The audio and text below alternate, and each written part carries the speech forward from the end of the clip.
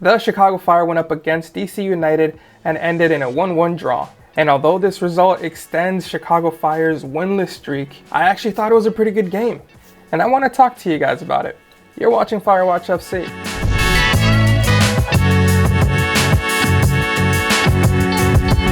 And you guys know how this goes already. It's going to be green boxes for good performances and red boxes for bad ones.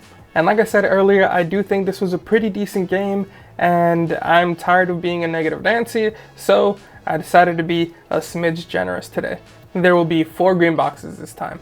The first green box for today is going to go to Kellyn Acosta. For last week's match, I said that Kellyn Acosta showed why he didn't make the starting lineup. He was sluggish, he was slow, he wasn't really a part of the game when he got subbed in the second half. In this match, however, he showed why he deserves to be in the starting lineup every single game. This was Acosta's first time wearing the captain's armband, and he wore it well. I mean, getting the Fire's one and only goal is a hell of a way to show that you're the captain.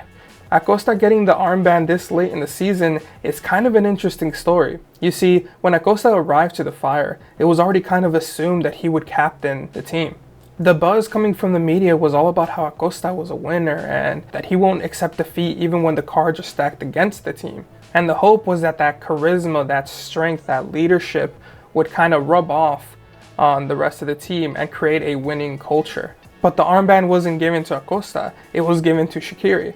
And I guess on paper it would make sense, but anyone that has watched the Chicago Fire for the last 2 years knows that Shaqiri doesn't have that leadership quality in him. He just doesn't. Then the captain's armband went over to Herbers, and that also didn't really feel right. Sure, on paper, Herbers is the longest Chicago Fire player that we have in the roster so far. But he doesn't really have the skill level to stay on the field for the full 90 minutes. So it was also kind of strange that he got the armband. And now seeing Acosta with the armband, it's very clear that it was a mistake giving the armband to anyone else except for him. The rest of the team clearly responds to Acosta being the captain. You know, his tough love is really getting to them. I'm sure part of that is that Acosta actually won things in MLS, unlike the rest of the team. So for scoring the goal as a captain and whipping the rest of the boys into shape, Acosta, you get a green box. The next green box for today is going to go to Brian Gutierrez. It's been pretty quiet for Brian Gutierrez these last couple of matches. We've been getting a lot of lackluster performances from Brian Gutierrez for the last 2 months now. We actually saw his minutes drop all the way down to 75 minutes as a whole for the month of April. And this was disappointing because I had pretty big expectations for Brian. I really thought that this would be Guti's breakout season. Back in February, he started off really strong with I think 3 goal contributions. But that's as far as it really went for him. But in this match, I got to see a glimpse of why I rated him so highly in the beginning of the season. Guti is a great midfielder. He still has a lot to learn, but he's just full of potential and just raw talent.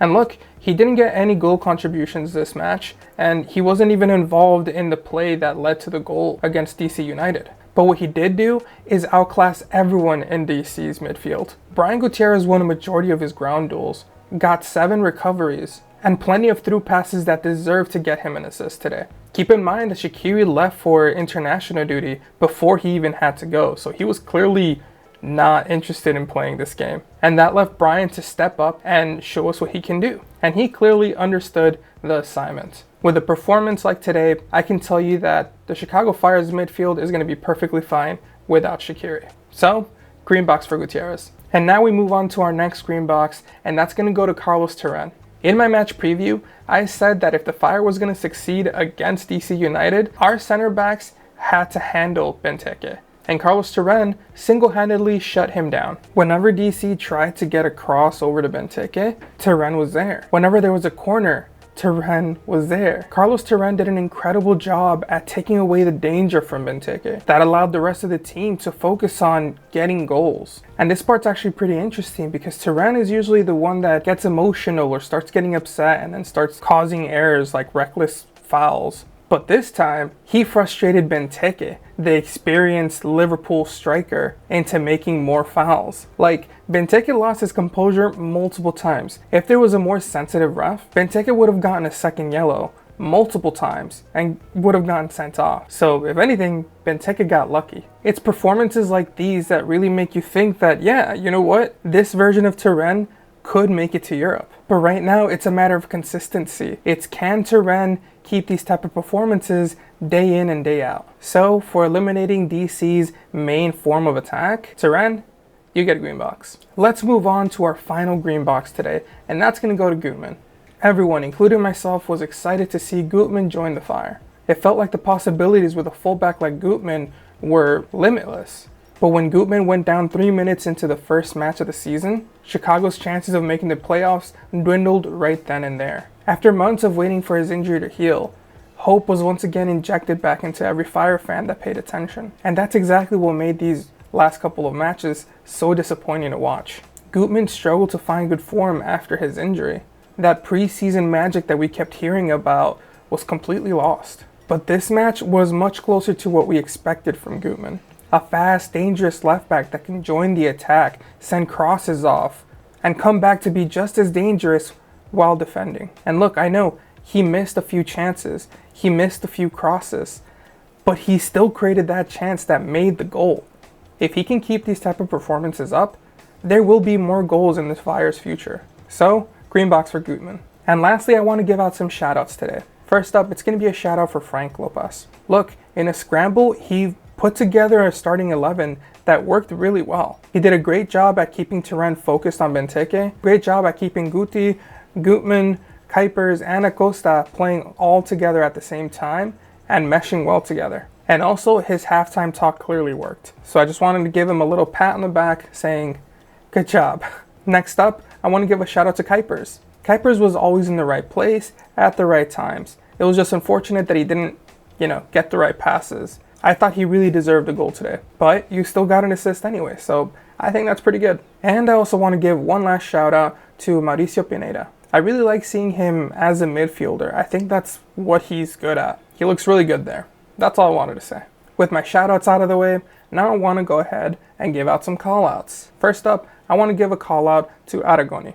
I thought that he was pretty invisible throughout the night. When he did pop up, he kept losing his battles. And I hate to say this, but most of the time he kind of looked like a one-way traffic cone. Next up, I want to give a call out to Barlow. Look, Barlow started, he gave good hustle, but just get us a goal, please. I want goals. When you have wide open nets, just get a goal, please. And with that same feeling of disappointment, I'm going to give another call out to Gutierrez.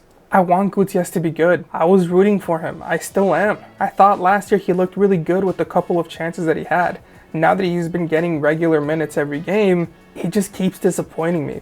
Please, be a good striker. Find the net soon. So yeah, as you can tell, I thought our players did pretty good this game. And I feel like they kind of needed to. There's already rumors that Shaqiri may or may not return. So learning how to play without him is going to be very important. And they're off to a great start. I've said this here before in the channel that I think Shaqiri is a lot of the times holding our players back. It's a weird position to be in because technically we're losing a designated player, but it's one that didn't really work out for the Fire. So him leaving early would actually benefit us because now we have an open DP slot for the summer. There's already a lot of talk of what type of player we should be looking for. In my opinion, I think we need to bolster that defense. I think it's fair to say that it's easier to find a defender for a DP slot than it will ever be for a U22 slot. The center back position is usually one that gets better with age versus an attacking type like a striker or winger is usually better when you're fast and pacey, which is going to be easier to find when they're younger. Maybe start thinking of a center back for DPs and maybe a speedy winger for the U22 slots. Anyway, those are just my thoughts. Let me know what you guys think in the comments down below. I can't wait to hear your thoughts. And as always, 97 till forever.